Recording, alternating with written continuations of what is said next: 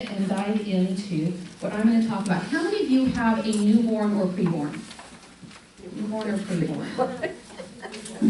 Preborn is pregnant. Okay, sorry. All right, how many of you have a child that is somewhere in that first year? Maybe not newborn anywhere, but somewhere in the first year. Okay, a lot of you there. How many of you have 2-year-olds? Ooh, okay. How about 3-year-olds? How many of you, with your hands up right now, have discovered 3 is worse than 2? Okay. They did not warn me. They were like, oh, you made it through the terrible 2s. And I quickly kind of big whoopie-dees. 3s are there, and they can talk at 3 in ways they could not at 2. Okay, how many of you have 4 to 5-year-olds? Okay, kids in kindergarten or kindergarten age, 5, 6. Okay, elementary school age kids.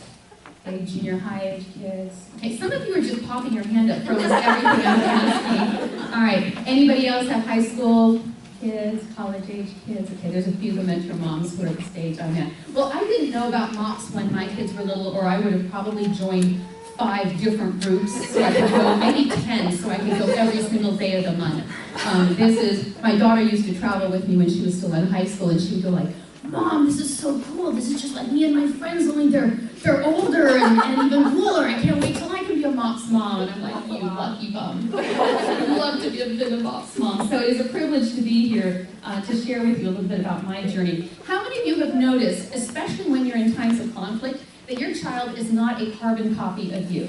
Have you noticed this? All right. How many of you have ever observed your child's behavior and either thought to yourself or said out loud, where is this coming from?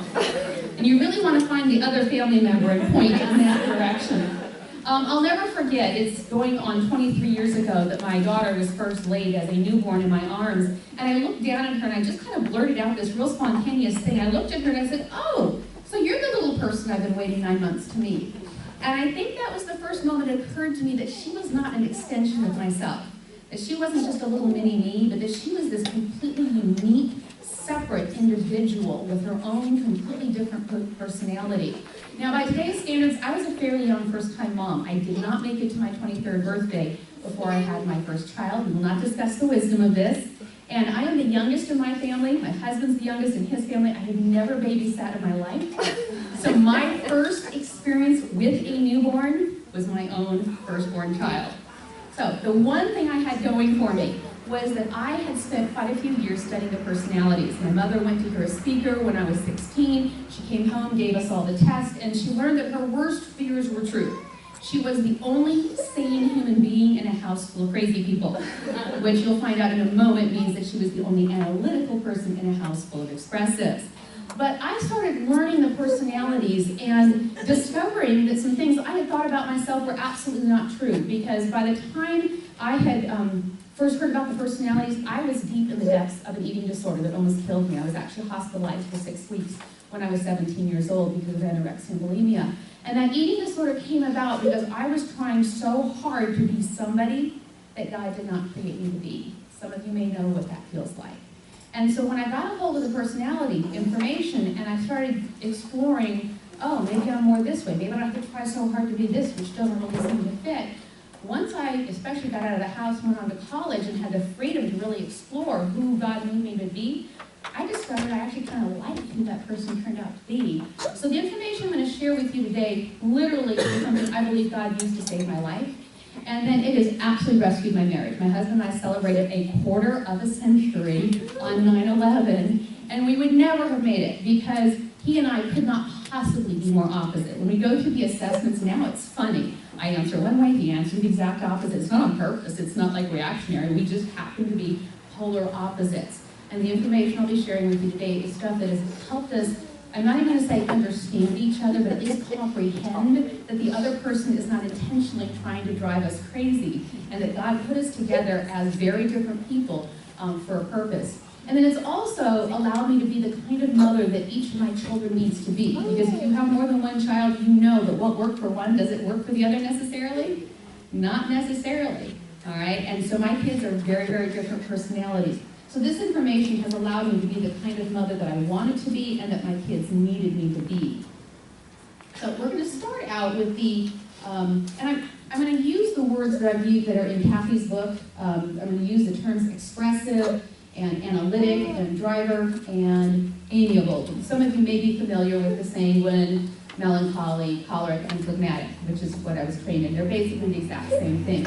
So we're going to start with the personality that is actually the easiest one to identify, and that's going to be the expressive personality. And you can also put popular personality up there if you want.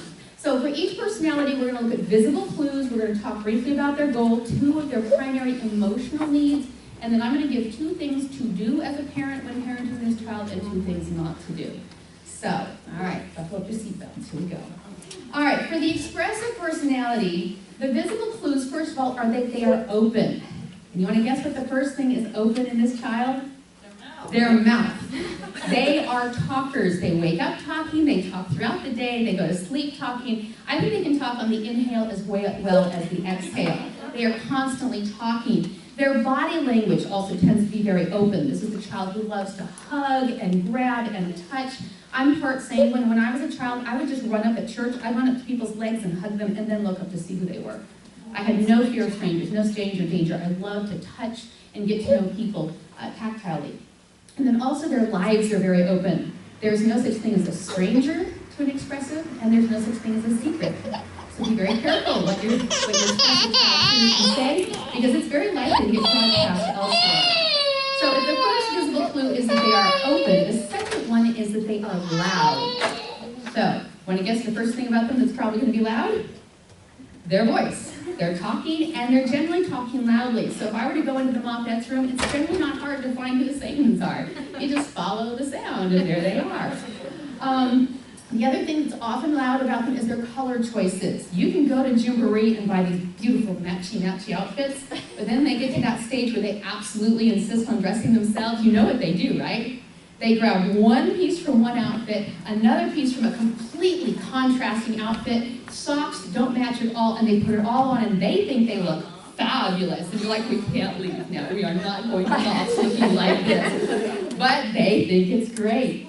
When my daughter was little, she went to a birthday party where they were doing art, and one of the adults asked her, Amory, what's your favorite color? And she didn't even look up. She was like, bright. I'm like, oh, sanguine child right there, expressive child right there. All right, so the goal of your expressive child is one that if you share this goal, you will totally understand. If you do not, you're going to come up to me afterwards and privately say, no, they will outgrow this goal, right? They will get a real goal when they grow up. And I was thinking, no, honey. No, this is their goal for life, whether they are 2 or 102. The life goal of an expressive is to have fun. There you have it, to have fun, okay? And a few expressives are going, yeah! And a few moms are like, oh, Lord, please, no. It's not a real goal. And the answer is yes. That is what God created them to do. So let's say that we were to decide to do a little drama here. We bring in all the MOPS kids into a drama. You've got a nice little stage up here. The expressives would want to be front and center. They would want to star in the show. They'd want the microphone, they'd want the spotlights, because they love attention. They bask in attention and thrive in it. And that actually is their first primary need, attention. And this was illustrated for me many, many years ago. My husband and I were first married, no thought of kids. We went to a McDonald's. We opened the door, and this is what we heard.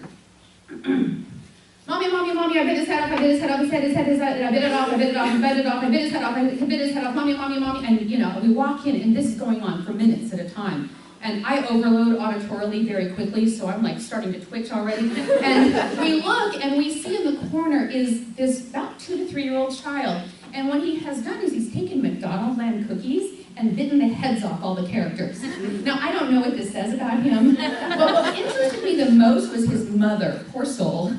She's just sitting there looking very tired, and she's like in her little bubble, where she doesn't hear him at all. She's in her own little world. But everybody in the rest of the place, they're pulling out duct tape, anything they can, because he just keeps going on. He is doing anything he possibly can to get her attention. And failing to get her attention, he's now attempting to get everybody else's attention. We took our food to go and we left. We couldn't handle it.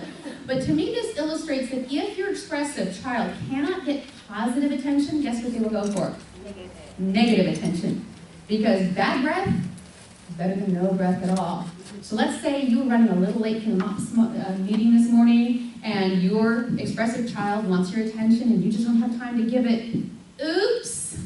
Their mouth just accidentally spilled. And you may be yelling at them or raising your voice at them and telling them they have to clean it up now, but do they have your attention?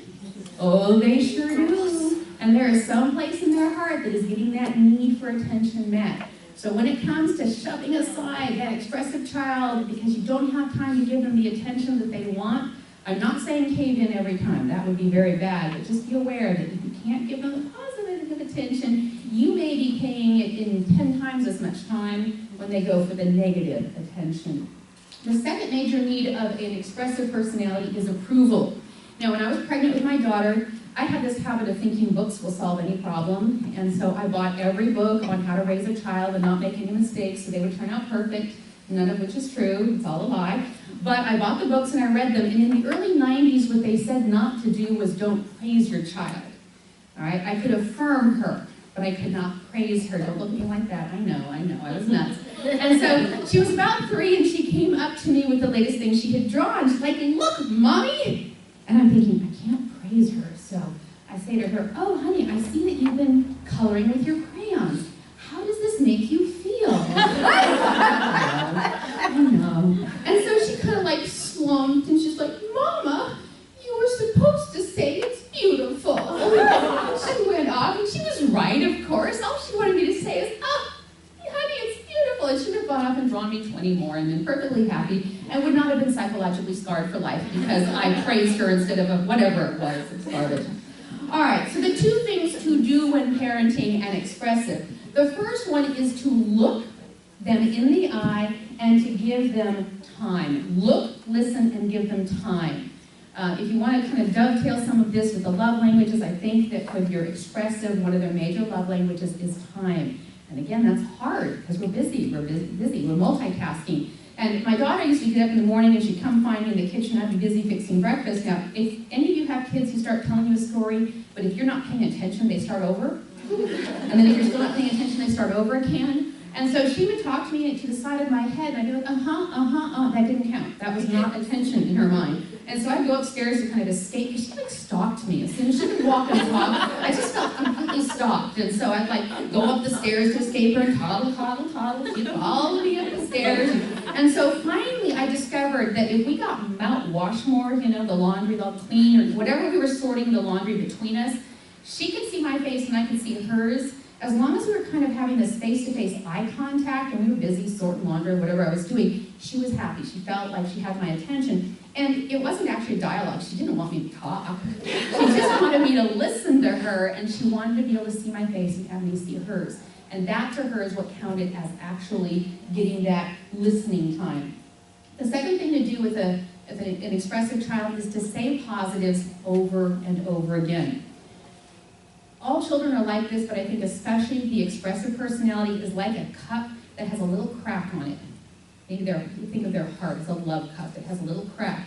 And so everything we put in, it stays for a while, but then it starts to leak out. And when they become teenagers, I'm convinced that crack becomes a gaping hole, and everything just washes out. And yeah, just keep refilling. I know that they're, at least in the family I grew up in, it was a very German family, we didn't want the children to get swell heads, whatever that actually meant. This is not a danger for an expressive child. They need to hear the positives over and over. I was very blessed to have a father, still have him, who when I was a child, he would put me to bed at night, hug and kiss me, and then he would always say the exact same thing. He would look at me and he would say, "I'm so glad you picked me to be your daddy." And I would do, I'd be like, "Daddy, I had nothing to do with it." And of course I felt wonderful. And when I went away to college, he would email it to me or say it to me over the phone. And it was just such a wonderful, affirming thing to hear. So pick something that seems to work for your expressive child, and then just realize you cannot say it too often. They will love hearing it, even when they get to be in junior high and high school and act like it's like so stupid that you still say that thing. Keep saying it. They will need it. They will love it. It will help them. All right, the 2 things not to do with an expressive child. The first thing is do not think that you can criticize them into changing. Because when you criticize an expressive child, when you criticize something they have done, they equate that with criticism of who they are as a person. And instead of it motivating them, which it might do for other personalities, it crushes. Criticism crushes an expressive child. So let's say they've made their bed and they're really excited, they show it to you, and you're like, well, if you just pull it over here and flip the pillow this way, you have a decision to make. Do you want to make their bed for the rest of their life? Because if you correct them in that moment, they're feeling so proud, they will read that as criticism, not help. Okay? At the moment they're excited, what do? Cheer, be excited, and then wait a period of time, maybe an hour later, maybe in the afternoon, you can say, hey, come here, let me just show you something. And then is a teachable moment. Say, hey, if you straighten here, if you fluff the pillow this way, and the next day they'll probably do that for you. But the moment that they are really excited is not the moment. You know what it's like if somebody gives you a compliment and then says, but. What does the but do to the compliment? It cancels it. You don't want to hear the but. You don't want to hear the critique at that point. You want to hear that praise. So don't think that you can criticize and express it into changing. If you don't like what they did, they perceive you don't love who they are. And then don't let them get away with cute and charming. Expressives tend to be adorable, and they use their smile and their natural charm to work their way into people's hearts. When my daughter was, I think she was about 4, my mother had given her, well, first of all, how many of you are familiar with the American Girl doll company? Okay. I believe this is a company, the sole purpose of which is to take money in your bank account and transfer all of it into their bank account. And it is very effective with grandparents. My own mother, my children's grandmother, has had a marvelous relationship with this company over the years. When my son was born, my mother bought the bitty baby doll for Anne-Marie and gave it to her. And so Anne-Marie loved this doll, was excited about it, and so the catalog started coming. Anne-Marie was about 4, if I remember right, and it was around, I don't know, a couple months before Easter, and the catalog came. And so I thought, oh, this will keep her busy, and I tossed it to her. She was playing on the floor by me, and she starts paging through it. And I do not notice a cause and effect between what she does next. She's paging through it, and then she says, Mama, can we call Nana? And I think, oh, what a lovely idea. She's going to talk to her Nana, my mother. I am going to rack up points with my mother because she's communicating with her granddaughter. So I, of course, dialed the phone, handed it over, and Anne-Marie goes, Nana, did your American Girl doll catalog come today? Go get it. And I'm thinking, what is going on here? I'm still not computing anything at all. And so my mother obviously comes back on the phone, and Anne-Marie goes, Nana, turn to page 22. Baby doll has that dress because you got it for her. She so loves wearing that dress, Nana. Nana, turn to page 56. Baby doll does not have that dress. She would so love to wear it for Easter, Nana. Well, by now I figured out what's going on. I'm realizing, I am losing points at a huge rate. I have allowed my daughter to call my mother to manipulate her into, oh my goodness, what must she think? And so, of course, I get the phone out of Anne-Marie's hand, and I'm spluttering apologies to my mother because I did not set her up to this. I did not raise her to do this. Oh my goodness. Now, my mother, as you'll find out, the next personality, my mother, the woman who raised me, and more often than not said no to me rather than yes. She says to me, my granddaughter and I have a special understanding. Please put my granddaughter back on the phone. And every single thing my daughter asked for, she got. Because my mother fell for the classic cute and charming, couldn't resist. And for years, I would chase after principals and teachers and make them say, retract what they had just agreed to. I was always 15 minutes to 30 minutes late because my daughter had gotten to them and done them. Everything was in a question and helpful and sweet. So don't fall for the cute and charming, no matter how adorable it comes across with an expressive. The next personality is the exact opposite, and that's the way that we can identify it for the most part, and that is the analytical personality. So if the expressive personality is open, the analytical personality is closed. First thing that is closed in the analytical is their mouth, because they do not believe that God placed them on the earth to fill silence with babble and chatter, which is what they pretty much feel like the expressives are doing. They wish that they would be quiet. Because what they would like to be able to do with their time is think deep, analytical, reflective thoughts. And it's very hard to do that when there's a whole bunch of noise going on. Their body language also tends to be a lot more closed. They have the greatest need for personal space. As children, they will often learn to shake hands at a very young age, because as soon as you put your hand out to shake, you've now got a buffer between you and the other person. If they put their hand out, you've got about 2 to 3 feet.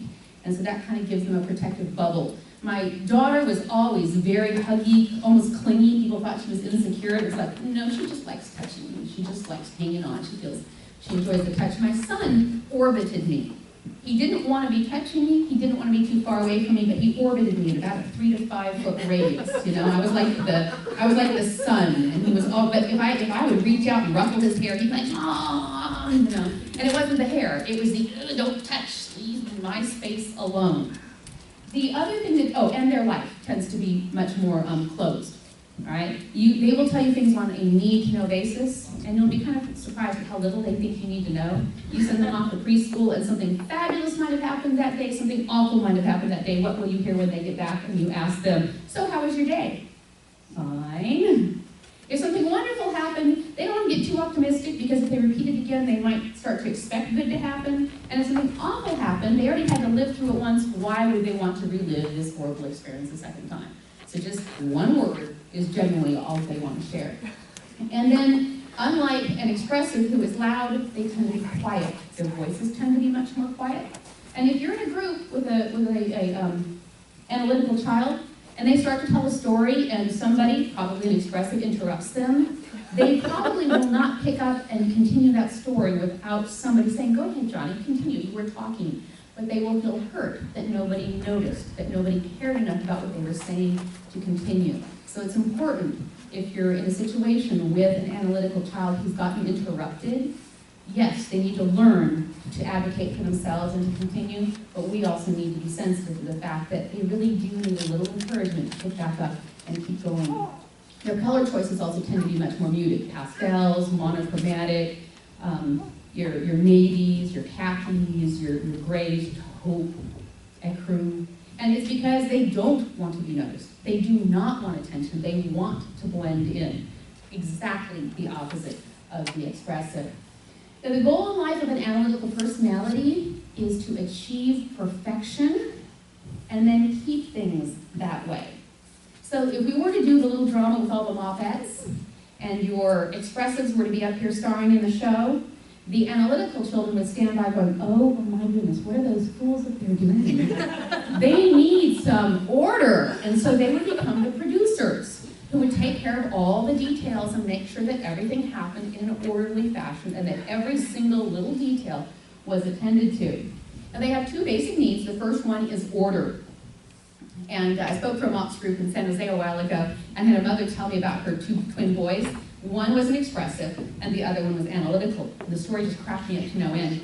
Because the analytical boy would take the blocks, she bought them tons of blocks in all sorts of shapes and colors, and he would spend hours sorting them by color, sorting them by shape, larger shape, smaller shape, and then he would put them together in a shape that perfectly fit the box, and he would get them all in the box, perfectly organized, and then he would sit on the lid to keep his expressive brother away from the blocks. But at some point, he would get hungry or tired or have to use the bathroom, and he would abandon his post, and his expressive brother, what do you think the expressive brother thought blocks were for?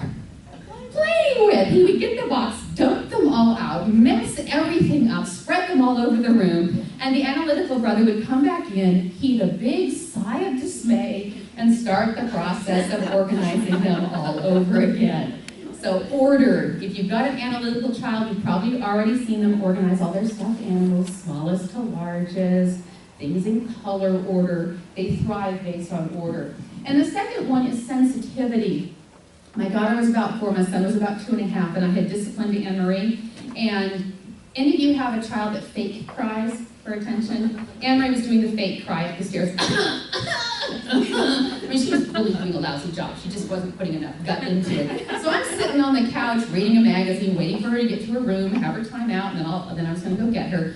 Well, Jonathan was 2.5 at the time, and he couldn't tell that this was a fake cry, and from the moment he was born, he's adored his sister. I mean, to this day, they have a bond I do not understand. They've always been incredibly, incredibly close. And so he's 2.5, and he's hearing her cry, and he knows who's made it happen. And he sees me sitting on the couch doing nothing, and he's very, very tiny, and both my kids are small. Well, he's 6 foot now, but he was small then, never mind. Okay, so he comes up to me, and he can barely look over my knees when I'm sitting there. He's so tiny. He's got a little lower lip out, and he comes up to me, and indignation is just oozing out of every pore. And he's shaking, he's upset, and he goes, I have loved Emily all my life, and you have made her cry. And he burst into tears. I have loved Anne-Marie all my life, and you have made her cry. Now, I had to do everything possible not to bust up laughing, because I'm like, dude, all your life is 2.5 years old. It's not that long, really. But in his little perfect world, everybody would be sensitive to everybody, and nobody would ever make anybody cry. And his entire life, we have altered our family communication styles because he's the sensitive one who, if the volume gets too loud or it's clear that people are clashing, he's the one who's most impacted by it. All right, 2 things to do and 2 things not to do in parenting and analytical. To do, schedules and routines. If you're an analytical parent, you're already doing this. If you're not an analytical parent, your analytical child needs schedules and routines. Not rigid ones, but they thrive on predictability. There were family members that we could not let our children, but especially not Jonathan, stay overnight with because they had no set meal times and they would not adhere to a bedtime. And I'm not talking 8:01, I'm talking somewhere between 7:30 and 8:30 the child needed to be put to bed, lights out, and not allowed to get up for 100 different water breaks. He'd be wandering the house at midnight, 1 o'clock. They would let him graze all day long, have all the ice cream he wanted, and this was not good for him. He needed the schedule, he needed the order, and we had to say, sorry, he won't be staying the night, he won't be visiting. And we became very unpopular, but we had to do what was important and what met his needs. And then the second thing to do is remember what's important to them. Jonathan was probably 5 or 6, and in August of that year, he just casually mentioned that there was a Lego set that he wished he could have, but it was discontinued. And if I hadn't have known the personalities, I would have been like, Legos, whatever, wish, airhead mom, no big deal. But I realized, hang on, he doesn't express what he wants very frequently. He never expresses anything strongly. And that was like a demand from him. I wish I could have this Rock Raiders set. And that was for him really a strong request. Well, fortunately, I recognized it and I jotted it down on a piece of paper. When October rolled around and I asked the kids what they wanted for Christmas, Anne-Marie brings me this stack of catalogs with Post-it notes on them and an itemized list telling how much each one cost. If it's more than 20, there's an explanation as to why she should still get it and what she's going to do with it. Jonathan says, nothing. And what does nothing mean? It means I told you once. If you cared, you would remember. If you're married to a melancholy, they have the same belief, okay? I told you once, if you cared, you would have listened. But I'm not giving my marriage talk today, I'm giving my one for kids. So, fortunately, I found that little scrap of paper, and eBay was fairly new to me, but I was able to dig up this Rock Raiders set. So Christmas came and Jonathan opened the box. He was so excited. Now let me demonstrate so excited from an analytical. It looks like this. There we go.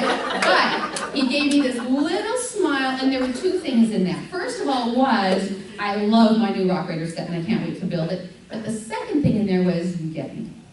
You paid attention and you remembered. And I think that was probably the more important gift I gave him that year. Because the Rock Raider set has long since been sold on eBay again. But, and I'm not saying I always get my son and always understand him, but it is something that we have, I try to do as much as I can. 2 things to not do when parenting analytical. First of all is don't try to cheer them up. You will do nothing but frustrate yourself and irritate the heck out of them. Because remember, what is the goal of an analytical personality? They want perfection. Look around. Has the world achieved perfection yet? No. So what is there to be happy about? In fact, the fact that some people near them are happy shows that they don't understand the gravity of the situation, and it's actually a little bit more depressing. So my husband is primarily melancholy. My son is primarily primarily analytical, and my son is primarily an amiable. But Jonathan's about 50-50, depending on the day and the time. And with both of them, I finally looked at them and I said, "You guys are happiest when you're unhappy, aren't you?" And they were like, "Wow, that's really profound." And I'm like, "That's really strange, but I'm just going to go with it. If you say it's true, it's okay." So instead of trying to cheer them up, just inhabiting space with them in whatever particular mood they're in. You don't have to absorb their pain. You don't have to be there. You don't have to coddle them. But just being with them in whatever it is that they're in, and then moving on to live your own life, at least for me, has been what has worked. My husband once told me years ago when I was like, but I just want to be happy. He looked at me and was like, happiness is not a worthy life goal. Okay, for him it was not a worthy life goal. He was that personality. All right, and then the second thing not to do, first of all, don't try to cheer them up. It's like, if you really want to do something that you can't actually be successful at, nail Jell-O to the wall. You'll be more successful at that than really cheering up the analytical personality. But the second thing is, don't make sudden changes and expect them to be flexible. Now, I'm not saying that you can never make changes, because life is always going to throw us loops. They've got to learn that life is that way. What I'm saying is don't expect flexibility. In fact, expect inflexibility, especially when they're young and they're still maturing and learning how to self-soothe. When Jonathan entered kindergarten, he did not want to go to school. He wanted to stay home. I'm afraid he still wants to stay home and live with us. We're going to move into a one-bedroom apartment with nothing at some point in time. But anyway, he did not want to go to school for kindergarten. I was like, well, what are we going to do to make him excited about school? And I thought, let's have him ride his bike to school. He had gotten a brand new bike. Well, he was very excited about this plan. And so he rode the bike to school. And we got there for first day of kindergarten and found out they would not let any child chain their bike unless they were in third grade. So here I am. My special thing that's going to get my child to love school isn't going to work. And so I do what any creative mom would do at this stage. And I'm like, well, we only live 2 blocks away. And I walk the bike back. And when school is over, I walk it back, and Jonathan comes out of that classroom, the classroom he did not want to enter with 27 other kids, and he's an introvert, so that's 26 kids too many in his mind, because we know a crowd is 2. But he walks out of that classroom with his helmet on, proud as punch. He is the only kindergartner who's going to ride his bike home that day. And he doesn't even look at me, he just looks for the bike. You know, like, Mom is for the bike. Okay, and this became the routine every day. He loved kindergarten, loved his teacher, and the thing that made it work was the bike. So we were about 2-3 months into this routine, everything was going well, and one day I get a phone call from my daughter's school, and I had to rush to pick Jonathan up in the car, no bike. And it just didn't even occur to me that this was going to ruin his little routine. I'm like, we've been doing so well for so long, certainly he will flex with me. Why that thought went through my mind, I have no idea. Because he comes out of the door, helmet on, looks at me, and shock on his face, because where the bike should be is nothing. He looks at me, double check, is it the right person? There is no bike. And I suddenly realized, oh, I'm in big trouble, because the helmet is on. I'm like, oh man, why didn't I call and get a note to him that says, don't put the helmet on? Yeah, we got to the car, and he threw a knockdown, drag-out tantrum, just screaming. I'm thinking to myself as I'm driving, dude, I have walked that stinking bike to school and back every day for 3 months. You cannot give me a break today. And the answer is no. He was immature. He was a child. I had not worked with him for this. He expected something, and it was too fast. I think if I had even gotten a message to him with 30 minutes to spare, he would have been a little upset. But I think once the helmet was on, the expectations were bike. And it was just too hard for him. So when you're in a situation of immediate change, a sudden change of plans, just realize that the analytic child is going to have a much harder time adapting to it. I wish that day that I had earplugs. Of course, I couldn't drive with earplugs, but I still wish I had them. All right. So the next 2 personalities are a little bit harder to identify, but they still have some things that we can look for. The driving personality, otherwise known as the caller, the first visible clue is energy level. This is the child that is least likely to nap. My daughter quit napping at 3 months, and my husband thought she should still nap, and she quit napping because she wasn't tired. She had the energy to burn. And then they also have this presence. Like if it's a little boy, it's kind of like the prince has just entered the room. As a little girl, it's like the princess has just arrived. And this is true even when they're 2, 3, 4, at a very young age. And they'll have children. I was once at a MOPS group, and I watched this little tiny 4-year-old, and she was leading a group of about a dozen other children, some of whom were like in their early teens. And she would point, they would all follow her that direction. She would point that direction, they would all follow her that direction. And she was in complete control. I had no idea why they were following her, where they were going, or what they were doing. But she just had this presence that said, I'm in charge, follow me. The goal of this particular personality, the driving personality, is to have control. And let me add something really important, because if you do have this personality as a child in your home, their goal is to gain control from anybody who seems to have power at any time, all the time. And it's never personal. But that's really hard, because it's your baby who's suddenly trying to take control away from you, and it's usually on a really bad day, and you just need your kids to understand. that you're sick or you're tired or whatever it is. No, that's the day that they will rise up and stage a coup and really try to take over. Because in whatever situation, I'm very used to this on the first day of school, I'm scanning my classes for this personality. Because I've got one day. I've got one day to find out who they are, offer them a share of responsibility and control and power in the classroom, and by the next day, if I've done that well, they'll think I'm fabulous. If I haven't, they will attempt to take over the classroom. And it's just instinct. And this will wear very well when there's somebody's boss and they're 25 or 30. It's just really hard for all of us when they're toddlers or when they're preschoolers or when they're too young and they don't want to obey and that they don't want to submit to authority. Their goal is to have control. So if we did the little Mopex drama, what would they want to do? They want to be the directors. They want to point and boss, and tell everybody what to do. That's the role they feel good in. The two primary needs for the driving personality are achievement. They need to achieve. They need to be doing. And it is a possible danger that they are more of a human doing than a human being, but they need to be kept busy. Once, this was years and years ago, back when we still had videotapes, we were fast-forward winding a part of the videotape to get to a part we really wanted to look at. And what we were fast-forward winding through was a scene of a bunch of the cousins in our family playing croquet in the backyard. And what I realized is all the other children in the family still looked like they were going at kind of a normal rate of speed. My daughter looked like she was on crack. She was like in the picture, out of the picture, picking things up, putting things down, pushing kids, talking to kids. I mean, and everything she did